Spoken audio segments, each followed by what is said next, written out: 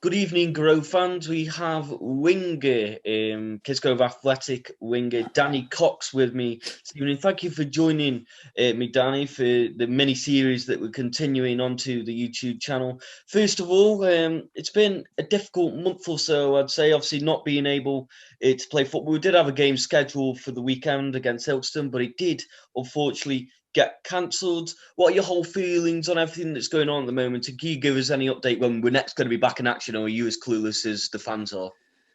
Yeah, well, like I said, we get told when it comes on Twitter, really, because obviously no one really knows what's going on, do they? Like I said, Gaff put in the group saying that we were training game Saturday against Ilkeston, and then like within probably 10 minutes of getting the message comes out from the league, oh, it's cancelled, this and that. So it's literally just day by day. We're just seeing what's happening. But like I say, it's unprecedented times, isn't it? So don't really know what's going to happen. But like I say, main thing is everyone stays safe, healthy, and then obviously football's obviously secondary to that. But obviously, very frustrating time.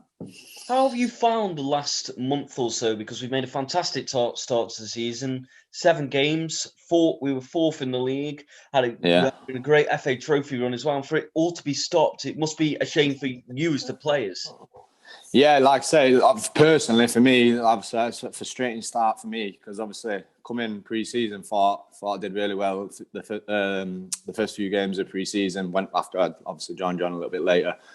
And took a bit of a knock at Runcorn, thought I could shake it off, and then aggravated it a little bit more against Chasetown in the FA Cup. Didn't feel right at Stocksbridge, and then I've not played since then. So, me personally, I've found it extremely frustrating in the sense that I wanted to get involved, but obviously, with the lads doing so well on the pitch, it makes it a little bit easier when you're on the sideline. Although, again, it's one of them. Like, obviously, you want to be involved, but if they're winning, everyone's happy, aren't they? So, like I say, watching the boys and going down and supporting them from the sidelines, they've been doing really well. So, in that sense, it's frustrating that it stopped because we were building a little bit of momentum up.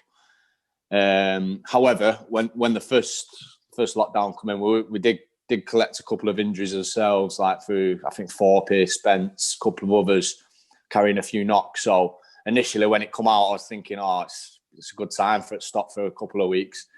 But obviously we've not got going since then. So it's a bit frustrating in that sense, obviously. Just an update on your injury. Are you feel when football's ready to come back, are you fit and raring to go and you're going to be competing for the side? Are you fully recovered, or will it take is it a little bit longer term? No, I trained. We did a bit of guerrilla fitness with Johnny Cos a couple of weeks ago, I think it was now. Got through that, no problem. So in that sense, I'm feeling fine with the knee. Obviously, it's the match fitness now, and I need to get back involved with the lads, training, etc. So I'm back now, but like I say, fitness-wise, probably a couple more weeks from when we eventually get back together. So hopefully in the new year.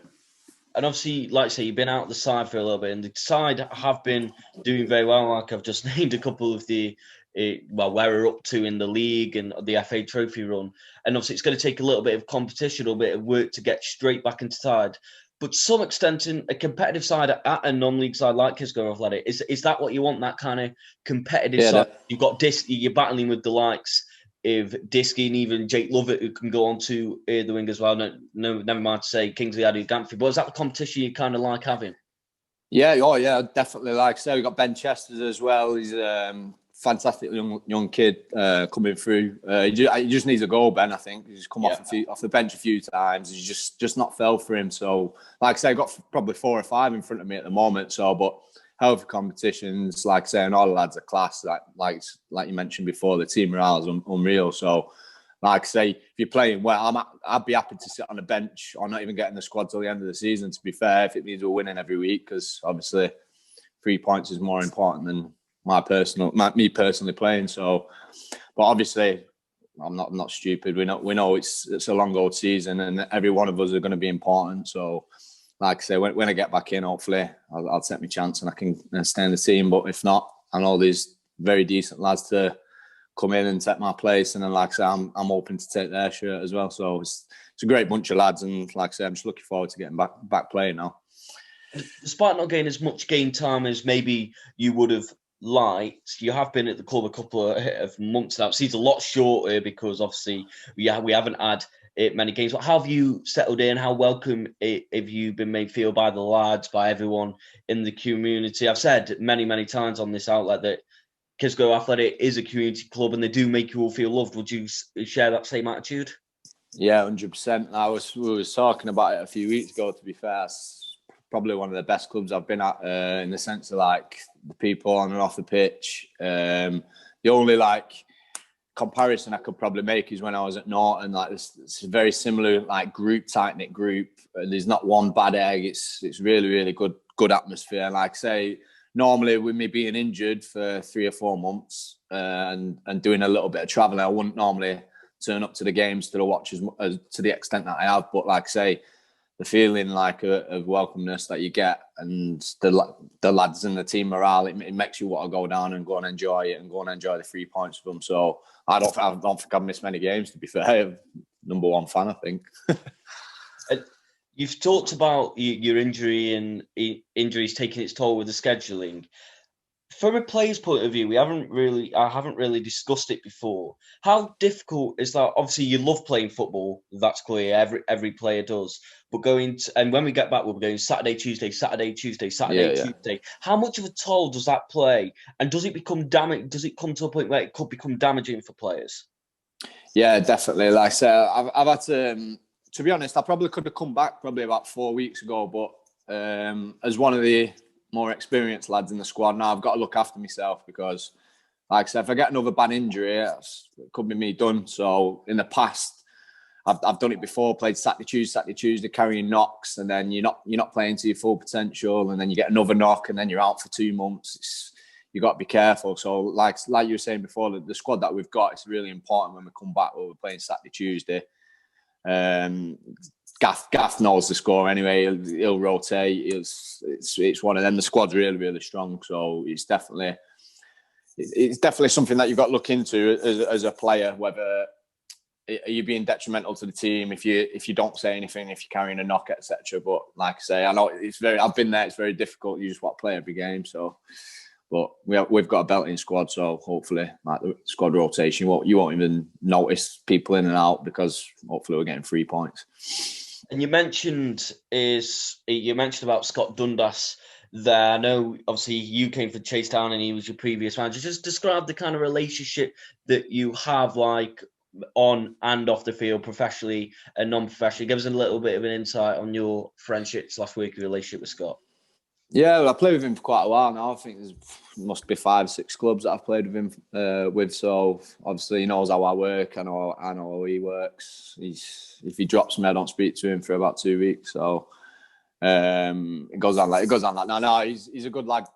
Scott knows what he's got. Knows what he's doing. Gets a good group of players, and like I say, the morale that he builds at a club. It's really important, especially for a team like Kids Grove. Like I say, you was talking about that. It's a community-based club. He brings all his family down. Scott, like I say, very similar to what I do. Very family orientated. So he's down to earth as well. If you've not played well, he'll tell you. He don't mince his words. But obviously, if you are doing well. He's your best mate. So it's black and white with Gaff, and he's a top lad. And just a final couple for me. I do have to go on to the FA Trophy first round game, which we unfortunately got knocked out of. Obviously, the first game since the lockdown. Hopefully, it won't be too long until the next game. Obviously, we're in Tier 3 at the moment. I believe you weren't, obviously, like we've mentioned, in the squad. But what?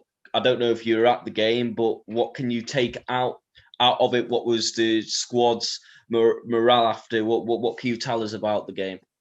Yeah, I think we've been a little bit unlucky, to be fair, with the cup competitions because, like I say, we FA Cup we had Chasetown. That was the first competitive game for everyone. So they're always the same. The first games of any league. It's normally obviously a league game, but it's normally a nervy affair. And obviously that Chasetown game didn't play well at all. They didn't play well at all. It was scrappy.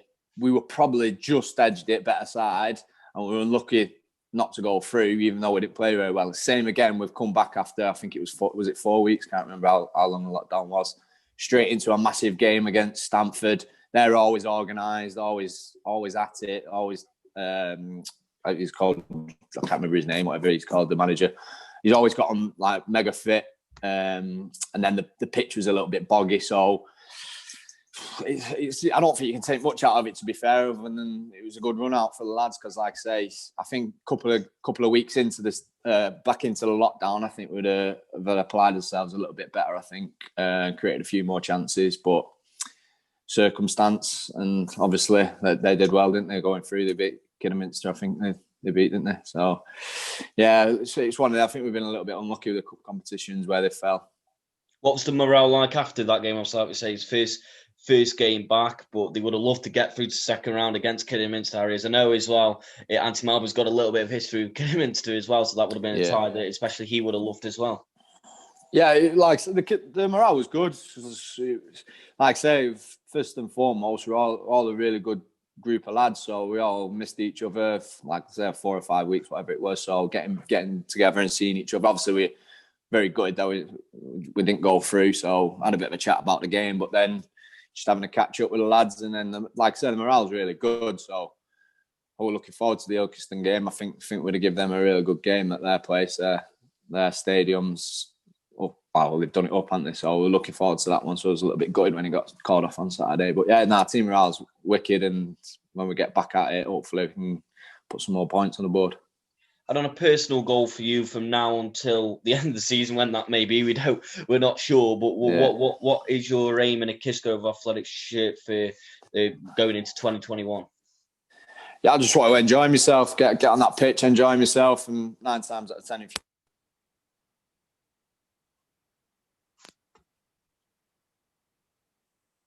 Are you there, Danny? You've cut out. You've slightly cut out. Are you on mute? Your audio is slightly cut out. Oh, sorry. That's fine. I'll ask that question again. I'll go through that question again. Yeah, yeah, because we can edit it out. So, Danny, what are your personal goals for the end of the campaign? Obviously, going into 2021. Not sure when that will be, but what are your personal goals for you in a Kisco Athletics shirt? Yeah, obviously with a little bit of time on the sideline. For me personally, is to get back playing and enjoy it. And like I'm saying, if you're enjoying it 9 times out of 10, you're winning football matches. So hopefully we can get back, get some more points on the board, and then as a team perspective, I think we've got to be looking at clinching one of the playoff spots. Hopefully, because we've had a fantastic start, and like I said, the team, the quality that we've got, like, so it's scary to be fair. Like say you was talking about 3 or 4 players in my position, but that's the same for every position on the pitch, really. So, like I say, and just a bit of a shout out to the young lads that have come in as well, like Jack, Ollie, Ben, young Will at right back, done fantastic. So we've got really, really good squad, and like I say, we've got to be looking for playoffs, really. I've said this to a couple of the players. I think the mix in terms of experience with yourself, Kyle Blake, at Malms, the list is endless. Sam Horn, then mixing up with the youth, with like say Jack, you've got you've got a number in there. Will Byers, who we spoke to a couple of weeks ago, it's one of the best in the league. I think that mix. How, does that come off in like the changing room? How does the mix come? Would you say? Well, it's like, so I was talking about the team morale.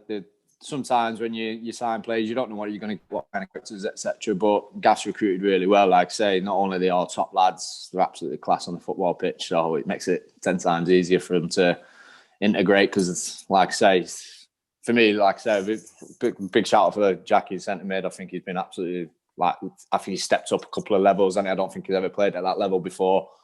For me, he's been one of the player of the seasons, probably him and Thorpe.